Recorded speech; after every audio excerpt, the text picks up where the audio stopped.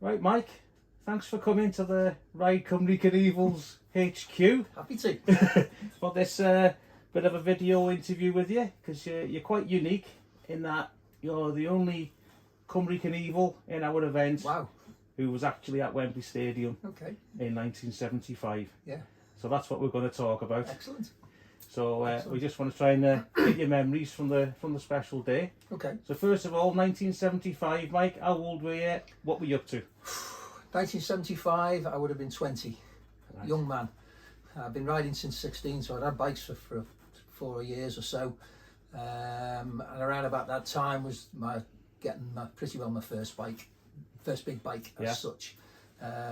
And it's quite funny really, because you've said how old I am. I don't know whether anyone of the Knievels, the Cymru Knievels, are at the age where they remember the adverts and everything else, but I just noticed that the advert there, that was in the Motorcycle News. It was a full page advert in the Motorcycle News, which is where I first saw it. Okay. I'd already been aware of EVEL KNIEVEL from probably about 72, something like that. So I'd seen, and then there was a film that was made with George Hamilton III, EVEL KNIEVEL, which I went to specifically to see. I just loved the idea of it. So yeah, 75, I was 20. At that time, I had a 500 Triumph, and I was just in the process later on that year of buying a 750 Trident. I see. So the year previous, EVEL had jumped Snake River Canyon, That's correct. or attempted to. correct, yeah. So obviously, I guess you'd seen that on the TV. I'd seen it on the TV. Well, it was like a World of Sport thing that was on, and it used to be on every Saturday morning. I don't know whether others remember that, but it used to be on every Saturday morning. They used to have things. In fact, prior to that, the World of Sport had a couple of, or certainly one of EVEL KNIEVEL jumps from somewhere else. Might have been Caesar's Palace. I can't really remember. I can't really remember, but I saw the advert, and that advert was also for 75 jump in Wembley. That advert was also in a couple of the motorbike shops in Liverpool. Okay. Things like shops like the Bee and Horseman's. It was actually up in the shop. Okay. So you see the advert, you thought, right, he's coming to the UK. Definitely. I'm having some of that. I'm having some of that. So how much was your ticket, Mike? Ticket, I think, was about £3. In fact, I mean, I'm going back from memories now. Yeah. Yeah, bloody hell, I'm right. £3. Wow. So £3 for the ticket. So you still got your ticket? Yeah, I've still got my ticket. I'm Hillary, my wife. She went with me, so she had her ticket. So we've still got our tickets. That's brilliant. Yeah, we got those. Yeah. So it was £3, which I can't remember whether that was a lot of money at the time. It probably was. It was quite a short show. I didn't realise at the time. We drove down for the day. Yeah. And there was two of us. We didn't go on a motorbikes because there was 7 of us who went in an escort estate, and we went down, probably left about 6 or 7 in the morning, early in the morning from Liverpool, and we drove down all the way on a motorway. We got into London probably about 1 o'clock, something like that, half 12, 1 o'clock, had something to eat, and then queued up, went into Wembley, and it started about 2:30 in the afternoon. So you went to the stadium, and it was pretty crowded. It was pretty crowded. It was packed, to be honest. When you looked around, I can't remember seeing anywhere that was empty. The only thing, we were sitting, the way you look at it is we were sitting on what I would call the left-hand side. So EVEL was coming down from the right, down the ramp, over, and then jumping into the exit gate. And we were sitting opposite the 2 twin towers. They were on the other side from us. And we were sitting pretty middle, and probably about 20 or 30 rows up from the ground. So we went right on the front, but we were sitting down. And yeah, it was, the only part that wasn't taken was the part where EVEL KNIEVEL was jumping, because of all the ramps and everything else that was up there. But the rest of it looked like it was full. Yeah. I've since looked and I think there's about 82,000 there. Yeah, there's been. You've got to remember, like Wembley used to hold 100,000 then. Yeah. So when you take into account is take-off area, I guess 80-odd thousand's a fair amount. It was a lot of people. So the warmer packs. Yeah. What were they? Oh gosh, there was several that I remember. I might have missed 1 or 2. I remember it was a fun day. We were getting in and we're quite excited about it. We talked about it all the way down there, and we'd seen him on the TV and everything else. So we were sitting there waiting, and it was quite quiet. In fact, I think it was about 15 minutes late before it actually kicked off. It was supposed to start at 2:30. I think we were in there for about 12:30, quarter to 1. So obviously you're sitting and you're waiting in anticipation. And next minute this band starts up, and all these majorettes come in, all the girls. There's probably about 50 or 60 of them, and they were all dancing, you know, with the mini skirts, and I think they were blue, if I remember rightly, and all different coloured pom-poms, and they're all dancing round, you know, and waving up, and the sticks was going up in the air, and they did a full loop of the whole of Wembley Stadium on the grass, all around the outside, and so that was a bit fun. And then they stood in the middle, and they were doing some tricks and things like that. So that was the first thing that I remember.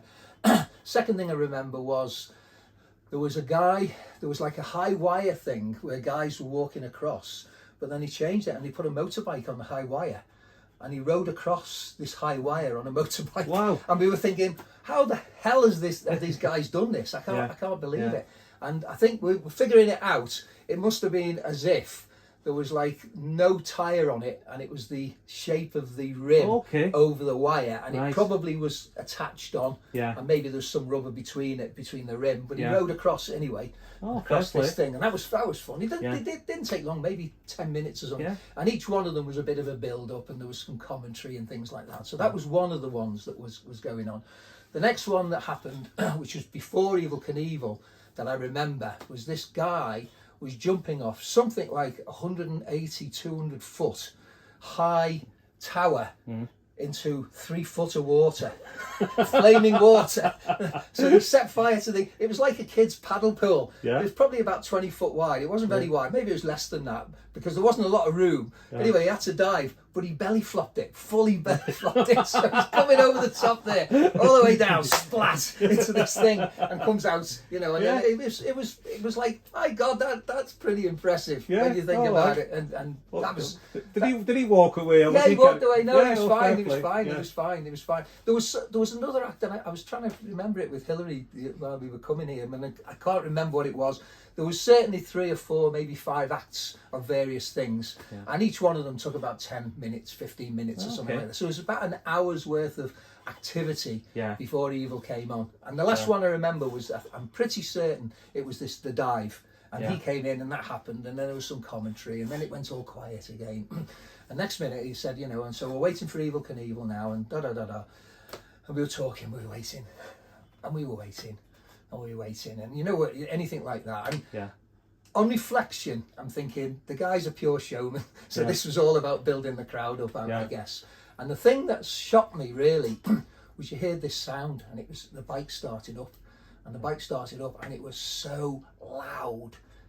And I didn't realise this, but apparently they put loudspeakers in the tunnel, which accentuated the sound of the twin Harleys, loud anyway, but it accentuated, so you got this roar coming through all the loudspeakers, and next minute, wham, from the left-hand side, he comes out into the stadium, really, so not fast, but loud, and then he goes all the way around the whole of the stadium, and he's waving, just waving like that, standing up on the bike and waving, and he goes all the way around, and then he does probably about 15, 20 minutes, maybe a bit longer than that, where literally he'd go round and then he'd come into the inland bit, and there was like all like wooden platforms, and he was doing wheelies up and down and standing wheelies. Some of them weren't particularly impressive by today's standards, you know, because he was probably only doing, I don't know, maybe 20 or 30 feet, something like that. And when you see what some of the guys can do today with the skills and the way the bikes are balanced and everything else, so he's doing wheelies up and down. That was good fun. Fun.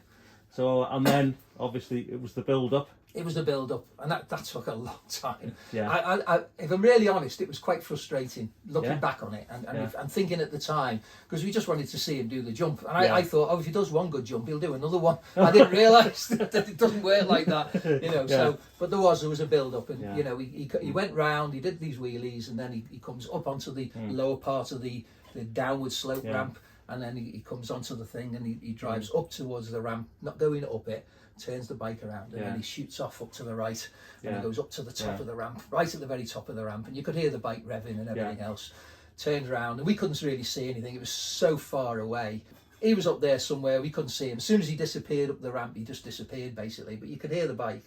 And he turned the bike around, and he come down, and he started off what seemingly was quite fast, and then he slowed down as he comes down the ramp, and he just basically stopped just before the ramp, and everyone goes, ooh. There's a bit of a groan in the audience, and he turns it around, and then he goes off up the ramp again. And he did like this about 3 or 4, maybe 5 times, certainly 4 times, as I remember.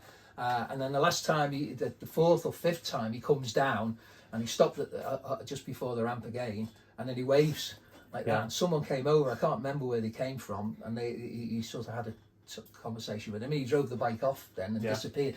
We couldn't see down there. He had 3 bikes, I think. Okay. I think he had a stump bike that he used for his wheelies and 2 other bikes. Right. But we couldn't see them. They were hidden really from our view. They were tucked away in the corner down there. But he disappeared, and the commentator was saying, "Oh, he's going to change his bike." I was thinking, okay, right, so he'll get on with it now. So he comes out. Couldn't really tell whether he changed the bike. It looked the same as the other one. So he comes round and he goes up the ramp again, and off he goes up to the top of the ramp, and turns the bike around, comes down again, fast, and then slows right down. And he did that again another 3 times. And I think the last time, if I remember rightly, I'm really trying to think now, but if I remember rightly, he got to the bottom of the ramp, and he stood up on the bike, and I think it was his. Yeah, because he was probably holding the throttle. His left hand, he sort of really, I'm going for it, right. That's it. Anyway, he went up again, and then I think he actually came down this time, and he went up to the top of the ramp. Yeah. And he stood looking over the ramp. I see. Looking over the thing. Yeah. And whether he was just assessing it or whether it's part of the show, I don't really know. But he was looking over the ramp, and then he went up again, turned the bike around, and you could hear it, and the sound of the bike was different. When he was at the top, you could tell he was prepared for it. There was a revs that were there, and he started down the ramp. He actually started slower coming the top of the ramp than when he was coming down it the first few times. Okay. So he started slower, and then he picked it up. Yeah. And you could see that he was definitely going. He wasn't slowing down. He just was powering through. And then he hit the bottom of the ramp, and he was flying. And it was like, oh yes, I couldn't believe it. I'm actually seeing this man jump over these buses.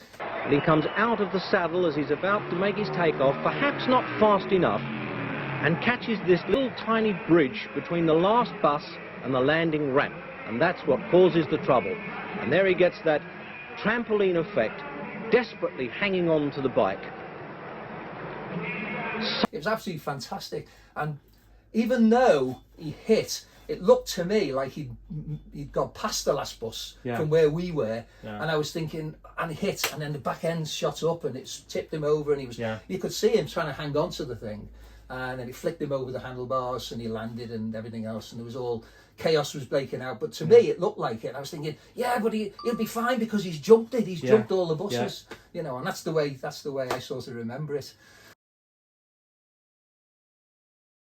So, Mike, he went up the ramp.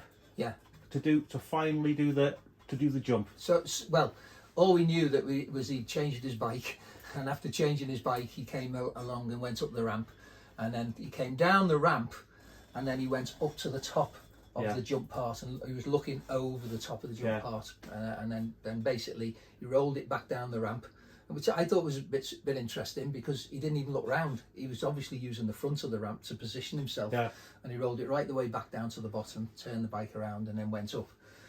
And we couldn't see him, as I say, he was right at the very top, but the tone of the bike changed a bit when he set off. Before, he was setting off quite fast, and then slowing down, coming down the ramp. Now he set off just a little bit less revs, and then really increased it as he came down. And as he came down and he took off over the thing, I just remember he was flying through the air, and all of us were looking at each other because we were all sitting on this row, and we were sort of going, they're actually seeing Evel Knievel do a jump, and we really, really honestly believed he was going to do it. It was he didn't seem quite high enough, to be honest, but it looked like a good jump. And when he landed, I personally felt like he'd actually completed the jump. In other words, he got over the buses. I think on reflection, I think he was halfway on the last bus because he was above like a piece of wood, reddish wood that was positioned there, and the bike hit that and basically bottomed out and then flew him, took him right over the handlebars. And you could see he was trying to hold on to it because even as the bike was going sideways, he was holding on to it like for dear life, basically. And then it literally flicked him over the head and over the bars, and he was rolling. Then he rolled to the bottom of the ramp, and the bike spun after him and caught him. And it was a bit chaotic because the one thing that I remember in my head was the announcer going, "Please keep away from me, Evel Knievel. Do not touch his helmet. Wait till his people get there." And I'm thinking, well, okay, they're obviously going to look after him and everything else. And I didn't imagine that he'd hurt himself too much because even though he rolled and everything else, and the bike landed on top of him, it didn't look like his legs were flaying or anything like that. So as it happened, I think he broke his pelvis and a few other things. But anyway, it was probably about 10 or 15 minutes of him being looked to. We couldn't see what was going on. It was just a big crowd, and the ambulance came on with the siren and everything else. And we were there looking over it, and there was a lot of time there. And then the next minute, they announced, "Oh, Evel Knievel's going to come up the ramp." And we were thinking, bloody hell, he's going to actually come up the ramp. What's he going to say? Anyway, he slowly walked up the ramp. He had 2 or 3 people supporting him. He got to the top of the ramp, and he said, I'm paraphrasing now, I can't remember his exact words, but something like, "You great people of the United Kingdom, you have had the pleasure of seeing Evel Knievel jumping for the last time. That's it. This is the last jump I'm ever making. I'm through." And I'm thinking, oh, I can't believe that. I can't believe that. I want to see him do it again. I was really gutted to hear that. And as it happens, I think he was in a bit of shock or something. Well, he was obviously in a bit of pain as well. I think so. But you know, that happened, and then basically he sort of walked down the ramp with the others there, and the ambulance went off and took him off. And we just waited around for a little bit longer for the crowds to disperse a little bit, and then we headed out. A lot of people flooded onto the pitch, to be honest. We were too far high up to do that. And we just headed out, we got something to eat, and then we drove home. But we were talking about it all the way home. All the way home. I've watched the jump over and over again, and what footage there is. And you see him coming down. Now, also got to bear in mind, he's on a 750 Harley. Heavy bike. So when people compare him to jumpers of today, it's impossible. Because he was the machine he was jumping on. Fair play to the guy. And when he was coming down the ramp, as he hit the takeoff ramp, it looks, when you look at the slow motion, the bike actually did bottom out. It definitely bottomed out. And it lost momentum. And in my opinion, watching the footage, it seems to be that could well be the factor that he didn't quite reach the landing ramp. You know, and also, as you said, he hit the flat section over the last bus. Bearing in mind, he only had a couple of inches of travel in his suspension. That's right. Compare with the modern motocross bikes that a lot of people use, or even if they've converted, like Travis Pastrana does one on an Indian. But his suspension was about 4.5–5 inches. Even so, so it's a completely different technical perspective of how you would make that jump. And I think you're spot on with that. I would say at the time, although we were just watching the jump, when we saw it, if you actually look at the shape, because you've got this ramp coming down and it goes onto the flat, and then from the flat it then angles up like that, so it's actually probably something like a 30-degree, but it's from flat to 30 degrees. And that's where it bottomed out. Because as he hit that, it bottomed out, and it chucked the back wheel. I can't say I've seen it in slow motion, but it looked to me like it lifted the back wheel off a little bit, which was pushing his front down. So I don't think he got quite the height. This is just my perspective. I'm not technically minded in that way. I don't think he got the height, because effectively his back wheel was pushing the bike forward and down. So as he took off, he was then trying to level it, which meant that he didn't get the distance. If he'd have had a gradual ramp like that, I think he'd have done it no problem. Personally, I think he'd have easily got the height. Then his difficulty might have been how he might have controlled the landing, because he'd have been coming from a higher position. But that's neither here nor there. I mean, the guy was a hero in my eyes. Before I even went, he was a hero just on the basis of what I'd seen, and I thought no one was doing anything like that. No one was doing anything of that nature at that time. The heroes that we had at the time were people like Steve McQueen for doing some of the things in The Great Escape and things like that, although we didn't know he didn't do it at that time. But, for me, Evel Knievel was a real hero. He was a showman. He was in my view, he probably talked too much of all that, but that was his way. And I love the man for what he did and what he set off. That was all part of the package. It was, and it was a show. It was definitely a show, and that was the way it was. How do you fill in 2 hours worth of entertainment with the final thing that the guy's going to jump over 13 buses? We all hope he's going to make it, but I'm sure there's probably some people there who hope he wasn't. Because there's some people that seem to like that sort of thing, and I would say we were disappointed that he didn't in lots of ways, because because you know he was obviously going for a world record, and it was an amazing thing to have observed. And he did jump again. He did jump again. He did return to jumping. 4 months later. And he jumped over 14 greyhound buses in the United States. Yeah, and landed it well as well. So fair play. Yeah. Fair play to him. Like you say, he jumped, I think his furthest jump was 130 odd feet. Yeah. Which in comparison to what's been jumped since. Yeah. But when you look at as we said, the machine he was on, a 750 Harley, 2 inches of rear travel compared to bikes today with 14 inches. Yeah. And as you've said, even when people have chosen to jump larger bikes, they don't jump with the same suspension. No, they don't. No, they don't. And the whole dynamics and technical assessment of how to set up a ramp is different. Yeah, exactly. You know, if you look at that now compared, his were pretty rough made. You know, they were probably scaffolding poles and a whole load of you know, great big, you know, 1 inch or 2 inch plyboard. Now the ramps are technically made, and they're made of a certain material and everything else. So it's a completely different world. But he was the one that set it all off, as far as I'm concerned. In my world, you know, he set it off. So, Mike, 50 years later, this May, 50 years. I know you like to. I know you like to tell us you're only 44, but we will do the maths. You can work it out for yourselves. We'll do the maths. So 50 years after Evel Knievel did his only ever jump in the UK. Yeah. It's the anniversary. Yeah. And obviously ourselves, Ride Cymru Motorcycle Club, have been doing an annual event since 2012. Since 2015, we've all been dressed as Evel Knievel. Yeah. So it's only right that this year we make the event a little bit extra special. Absolutely, yeah. And we combine Wembley Stadium with our trademark perimeter of Wales. Yeah, yeah. And we've got the Knievel family flying over to be involved with us and for us to be involved with them in the celebration in London. Yeah. So how do you feel about that? I think it's amazing.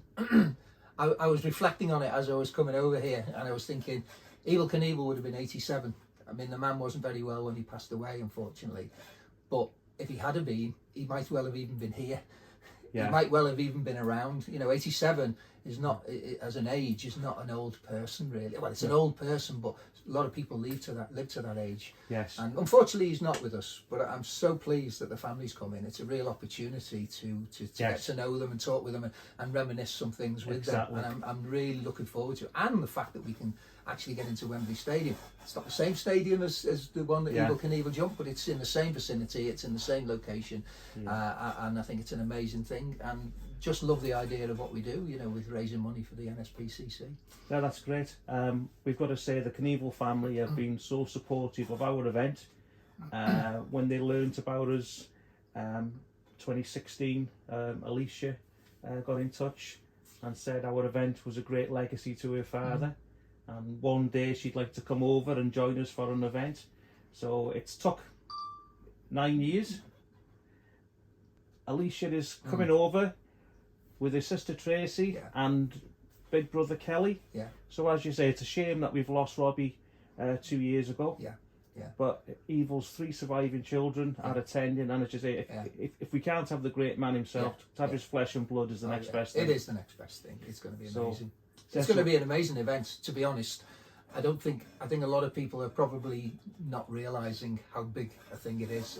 It feels big for me when I reflect on 50 years and the fact that we can actually get close to or even inside of Wembley. Yes, that would be amazing anyway, and it should be celebrated because it's a unique event for Wembley as a business entity itself, and for us to be part of it, and for me to be part of it, you know, having been there 50 years ago is just fantastic. That's right. Just fantastic. That's it. Well, we've been in touch with Wembley Stadium and we've spoken with the stadium manager, and he's acknowledged that Evel Knievel being there is a significant part of the history of Wembley Stadium. Absolutely. They've got paintings of him in the concourse in the new version of Wembley. So obviously they acknowledge that his appearance is worthy of noting. So as we say, May 27th, it'll be 50 years and 1 day that we do get to the stadium. Yeah. And we're looking forward to it. And as always, thanks to all our riders We're going to have over 50 Knievels involved this year. Fantastic. And thanks to all the riders for raising their sponsorship. Thanks to all the sponsors who support them. Contributed, yeah. And we hope to raise a great amount for the NSPCC again. Yeah.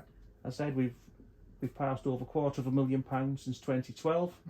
So this year is going to be a very special way to celebrate the success that we've had. It will be. So, Mike Denison, the formerly of Liverpool, but now the Gwynusca Knievel. Thank you very much for your time, Mike. It's a pleasure. And thanks for sharing your memories. It's a pleasure. It's in my head, and it's a strong memory in my head. You know, it's never going to disappear.